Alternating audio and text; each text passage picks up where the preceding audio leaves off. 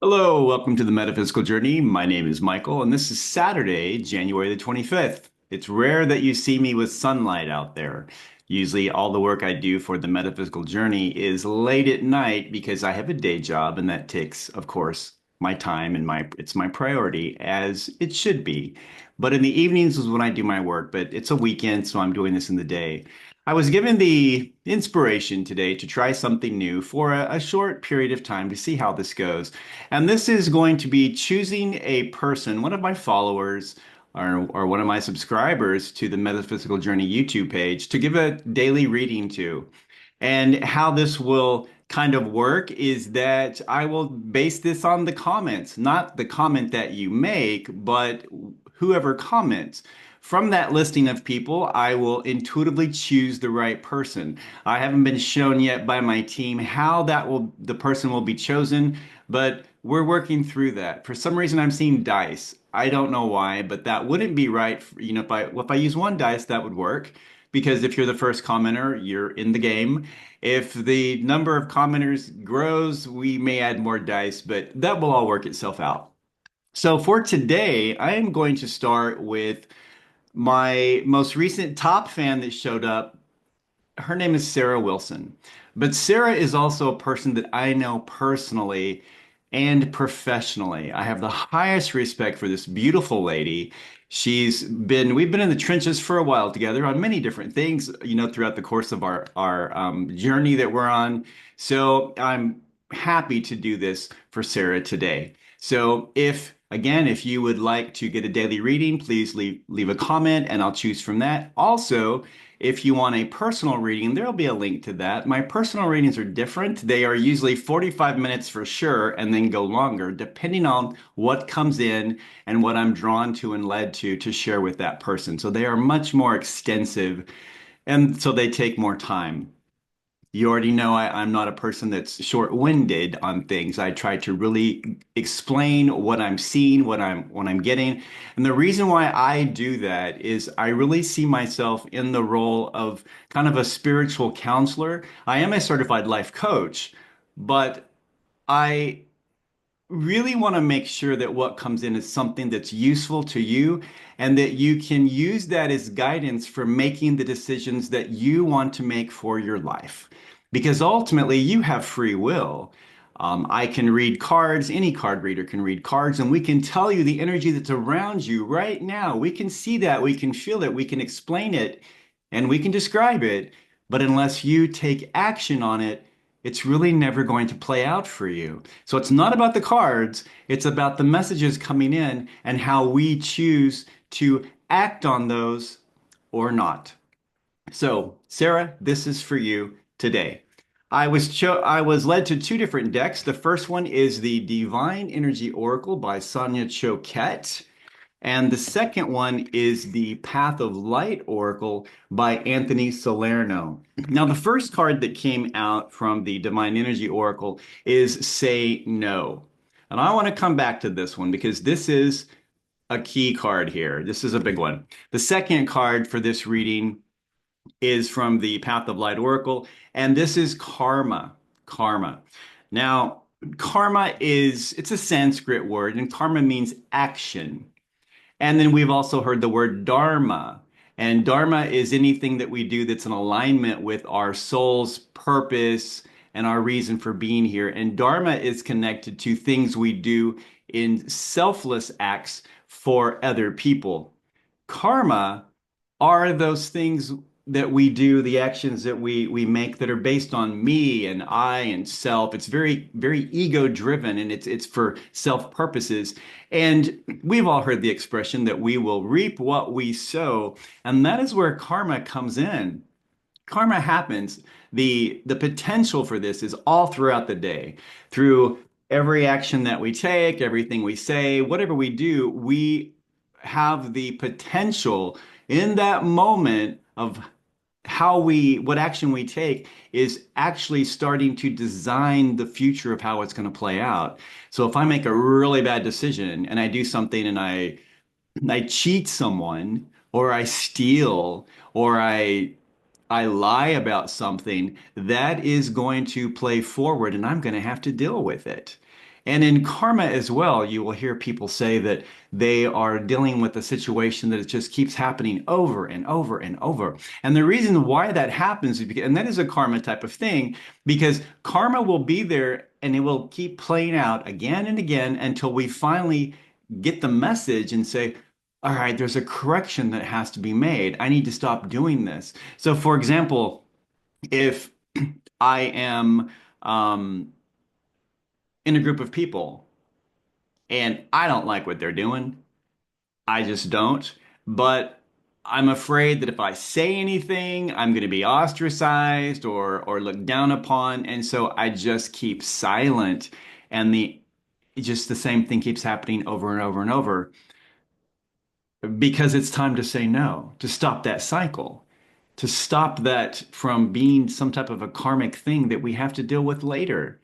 In the book on this one, I want to read something here, and it says, when you run from something, you actually run into it.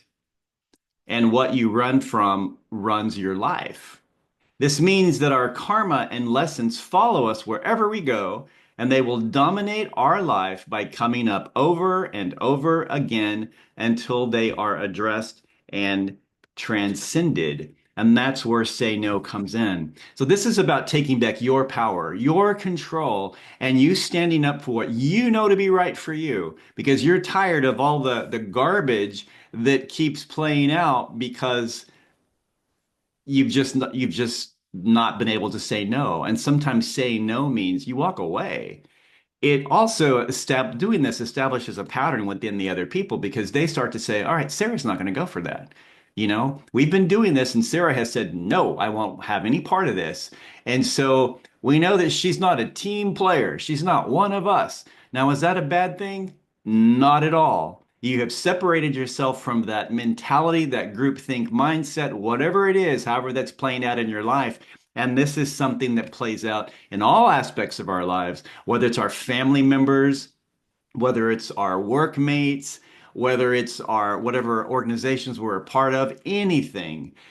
There's a point where you have to stand up for yourself and just say, no, this is not part of my soul's purpose. This is not the future I want for myself. I don't want any more to do with this. And I'm just going to stop it right here. I'm done. If they don't want to agree with that, that's up to them. They have their karma to deal with. What you are here to do is build up your dharma, to do the right things, the things that are in alignment with what spirit wants, the divine, why you're here on this earth right now to start with. You are here, Sarah, to raise the vibration, to bring this light into the world around you. And in a lot of situations, and I know this because we've talked about some stuff, you have been the only spark of light there in that dark environment. You. And if you weren't there, imagine what it would be like. It would just be complete darkness. And that's why you're placed many times in these awful situations to where you're like, what's going on? Am I being punished? You're not being punished. You're there because you're actually helping other people, and you're doing the right thing for them. You're not thinking of yourself first. You're thinking of others. And I do know for a fact that's who you are and how you do things because you have demonstrated that many times in the conversations that you and I have had about things. So you're a beautiful spark of light, and you're going through, we're all going through some transitions right now, obviously. It's very evident the world is, our society is. And this is where you step up and you say, I'm going to stand firm in what I know to be right for me. And I'm going to shape the person that I am going to be in the future. And right now I'm building my future. And I'm starting by saying, no, no more of whatever that was. I'm not going to do that anymore. It may be the same day for everyone around you, but it's not the same day for Sarah. Sarah's a new person, and they will see that, and they will either respect it or they will walk away. And if they walk away, it's the best thing ever. It's the gift that keeps on giving, and your life gets happier from there. So, Sarah, I hope that that resonates with you and it means something you can draw from it. For everyone else that's watched this, we can all learn from this message. Definitely, these two cards, especially the karma card, I had to look up a lot of information on this to learn what exactly is karma, because we are we often misuse that word of what it means. And also, too, when it comes to karma, we think of it in terms of other people. Well, they're getting what they deserve. Whew, poetic justice. Karma on them, yay, but no karma on me. No, because in those situations, when we are involved with the person in any way, in some form, may have a role in how the karma of the situation, because we just didn't say no. Now, for the collective here, not you, Sarah, but I mean, if you want, but for the collective, I'm going to put it this way. Think about when you were younger. Some of the mistakes that were made in, I don't know, singles bars at 2 in the morning. Perhaps just a random example there. And we just should have said no. But, tequila, mm, we didn't. And we see how that turned out, right? It's established some really weird patterns that may have repeated over and over and over. And also, too, in groups of people that we wanted to fit in and we wanted to be a part. And so we didn't really believe what they were saying. It just didn't resonate with us, but we wanted to be a good little member of the congregation. And we didn't want them to think that we were evil and ungodly people or whatever it was. And we just kept silent. And over time, that silence started to reshape us in our minds about how we thought about ourselves. And one of the things it does is it makes you start to feel like you're a fraud. You're not authentic. And if that continues for too long, you start to lose track of who you even are until you get to that point. And I've said this, I use this a lot. Until you get to that point where you're standing in front of a mirror and you don't even recognize who you are because you have strayed so far from your heart, from what your soul is saying that you should be doing. You've strayed so far from that. It's time to come back. It's time to get back on track. It is time to say no. Thank you, everyone, for following me on the metaphysical journey. I hope that you'll subscribe to this channel. If you'd like a reading, there's my link. But if you would like a free day reading, put some comments in there and I'll choose the person that's meant to have one. Everyone have a beautiful day. And again, thank you so much for following me on the metaphysical journey. Love you, Sarah. Bye.